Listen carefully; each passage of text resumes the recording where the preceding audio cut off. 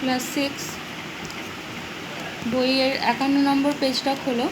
ইতিহাস বইয়ে দেখো বৈদিক রাজনীতি আজকে আমরা শুরু করছি। বৈদিক সাহিত্য মূলত ধর্মীয় সাহিত্য, কিন্তু তার থেকে সেই সময় রাজনীতি বিষয়ে বেশ কিছু কথা জানা যায়। ঋগ্বেদে যুদ্ধে জিতে লুটপাট চালানোর জন্য দেবতার আশীর্বাদ চাওয়া হয়েছে। আবার পরবর্তী বৈদিক সাহিত্যে শাসকদের জন্য বেশ কিছু যজ্ঞের কথাও রয়েছে। তবে রাজনীতির ঘটনার সরাসরি বর্ণনা বৈদিক সাহিত্যে খুব কম। মানে ধর্মীয় ক্ষেত্রে যে সমস্ত বর্ণনাগুলো দেওয়া হয়েছে সেখান থেকেই খুঁজে বের করতে হয় রাজনীতি। ঠিক আছে, পরের পাতায় যাও, পরের পাতায় ওখান থেকে আমরা রাজনীতি সম্পর্কে একটু পড়ব। ঋগ্বেদে গ্রাম মানে শুধু গ্রামীণ বসতি নয়, একটা ছোট জনসমষ্টিকে গ্রাম বলা হয়েছে। অর্থাৎ আমরা এখন গ্রাম বলতে যেটা বুঝি সেটা নয়, ছোট একটা জনসমষ্টিকে বলা হচ্ছে গ্রাম। আলাদা কয়েকটি পরিবার নিয়ে সম্ভবত ওই ছোট জনগোষ্ঠী বা গ্রাম তৈরি হতো। তাহলে গ্রাম কিভাবে তৈরি হতো এই প্রশ্নটা আসতে পারে। ঋগ্বেদে জন, গণ বা গণও বলতে পারো, বিষ প্রভৃতি শব্দ অনেকবার ব্যবহার হয়েছে। সেগুলি দিয়ে গ্রামের থেকে বড় একটি জনগোষ্ঠীকে বোঝানো হতো। ঋগ্বেদে যুদ্ধে জেতা ও লুটপাটের নানান কথা জানা যায়। কী লুটপাট করা হতো? গবাদি পশু আর ঘোড়া, এগুলোই লুট হতো সব থেকে বেশি। ঋগ্বেদে রাজা শব্দের নানান রকম ব্যবহার হয়েছে। রাজা কথাটার আক্ষরিক অর্থ কি? নেতা। নেতা যে ধরনের দায়িত্ব সামলাতেন তার ভিত্তিতেই ঠিক হতো তার নাম। রাজাকে বিষপতি অর্থাৎ বিষ বা গোষ্ঠীর প্রধান বলা হয়েছে। অর্থাৎ যে রাজা বিষ বা গোষ্ঠীর প্রধান হিসাবে কাজ করতেন তাকে বলা হতো বিষপতি। কখনো বা রাজাকে গোপতি বা গবাদি পশুর প্রভু বলা হচ্ছে। অর্থাৎ এই রাজা গোপতি বা গবাদি পশুদের দেখাশোনা শুধু না, তাদেরকে সামলাতেন। অর্থাৎ কার ভাগে কতটা গবাদি পশু থাকবে, কে কতটা দায়িত্ব নেবে, সেই সব ঠিক করতেন যিনি, তাকে বলা হচ্ছে গোপতি। ঋগ্বেদে রাজা মানুষ বা জমির দখল পায়নি, তাই তাকে নরপতি কিংবা ভূপতি, ভূ মানে হচ্ছে জমি, তাহলে তা ভূপতি, এই শব্দের ব্যবহার ঋগ্বেদে নেই। বিদথ নামে একটি প্রতিষ্ঠানের কথা ঋগ্বেদে আছে। ঋগ্বেদে রয়েছে রাজা এবং বিশেষ সদস্যরা বিদথের সদস্য ছিলেন, সেখানে যুদ্ধের কথা আলোচনা করা হতো। আবার যুদ্ধে লুট করা সম্পদের ভাগ বাটোয়ারাও হতো। সেই ভাগাভাগির দায়িত্ব সামলাতেন কে? রাজা। তাহলে রাজার অনেক দায়িত্ব ছিল। পরবর্তী বৈদিক যুগে রাজা শাসকে পরিণত হলেন। তিনি হলেন ভূপতি বা মহীপতি। ভূপতি হলেন ভূ অর্থাৎ জমির পতি বা মালিক, পতি মানে হচ্ছে স্বামী বা প্রভু। মহীপতি হচ্ছেন পৃথিবীর রাজা, বলা হচ্ছে মহীপতি।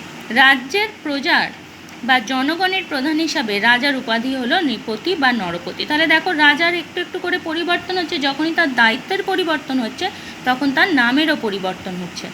অর্থাৎ নৃ বা নর অর্থাৎ মানুষের রক্ষাকারী। এভাবেই গোষ্ঠীর নেতা হয়ে উঠলেন রাজা। জনগণ পরিণত হলো তার অনুগত প্রজায়। পরবর্তী বৈদিক যুগে রাজনৈতিক অবস্থা বদলে গিয়েছিল। ব্রাহ্মণ সাহিত্যে দেবতা এবং অসুরদের লড়াই তার উদাহরণ। রাজা যে এলাকাটি শাসন করতেন তাকে কি বলা হচ্ছে? রাজ্য।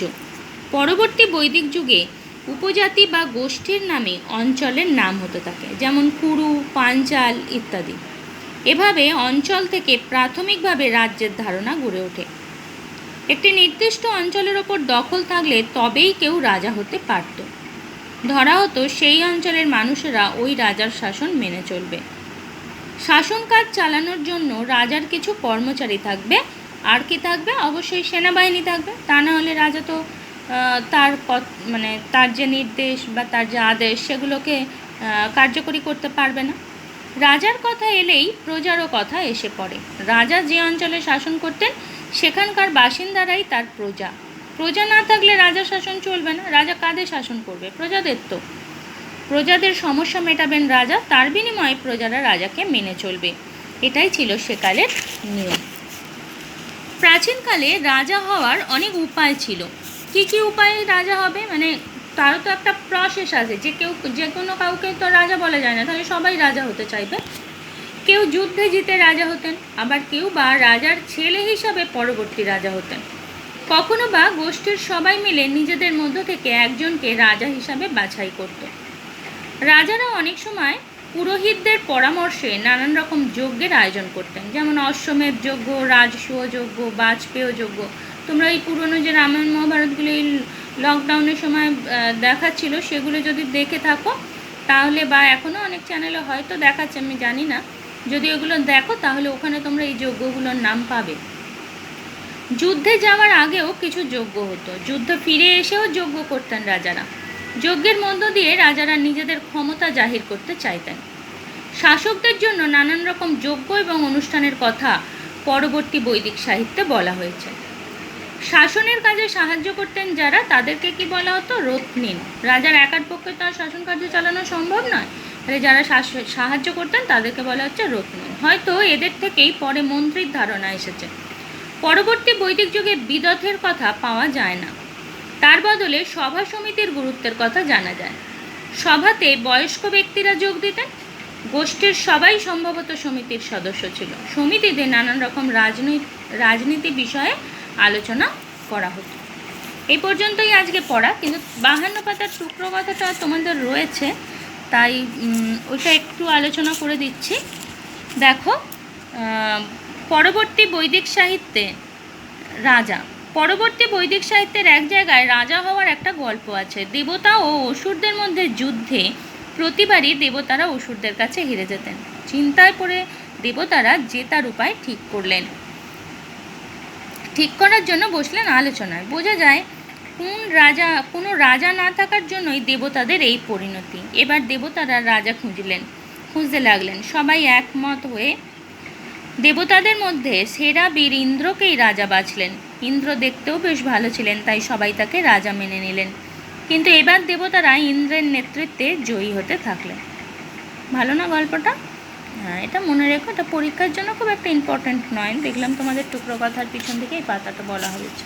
ঠিক আছে, আজকে এই পর্যন্তই থাক, পরের দিনে পরবর্তী অংশ আলোচনা করব।